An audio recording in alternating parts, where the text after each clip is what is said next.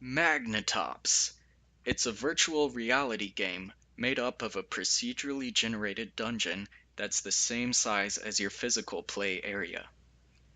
You don't roleplay directly as the character, as most VR games would have it. Instead, you control a small character that glides smoothly across any wall, ceiling, or floor. You can walk freely inside the virtual room without ever having to worry about any kind of VR locomotion system. At its core, Magnetops is a two-dimensional dungeon crawler mapped into 3D space. You'll have to guide your Magnetop from start to finish, taking down enemies along the way.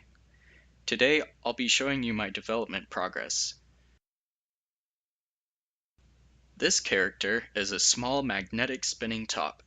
Right now, I have to control this Magnetop using the gamepad, but in the future, I'd like the input to come from where you point your hand controllers. Should I take damage, you'll notice that my Magnetop spins slower, it wobbles more, it is a little bit more difficult to control, and it doesn't glide as freely. When I get low on stability like this, I'll have to move onto a spinning plate to restore my stability. Stability, or health, doesn't decrease with time, it only decreases upon taking damage. The translational and rotational wobble effect are calculated using Perlin noise. There are no weapons or enemies this early on in development, but you will have to clear each area before a gate opens up for you to battle the next, more challenging node. This is an early prototype to test a physics-based weapon system that I will be using in Magnetops. As an added twist to the gameplay, you will have to use your weapons to fire projectiles and to influence your velocity. With this system, you will have to carefully plan your shots so that shooting at an enemy doesn't knock you back into harm's way. Throughout your journey, you'll be faced with decisions on how to upgrade your weapons. Bullet size, mass, fire rate, and impulse are all attributes that will have positive and negative upgrade options.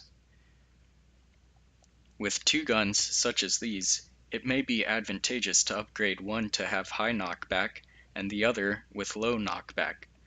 This way, you can have one weapon for adjusting velocity and another for shooting enemies.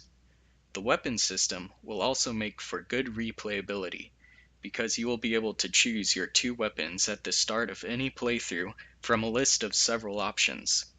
These options can include the gun shown here, which fires individual bullets, a rocket engine, which provides continuous thrust and deals damage like a flamethrower at close range, a grapple hook, which allows you to latch onto enemies or the environment to reel yourself in or swing around a corner. And finally, the vacuum nozzle, which pulls you in the aimed direction to create precise movement controls similar to any other dungeon crawler.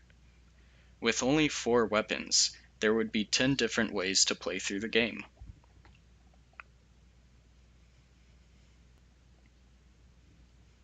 Each surface of the room holds 4 nodes. Each node has 4 edges that connect to neighboring nodes. Altogether, these nodes and edges constitute one graph.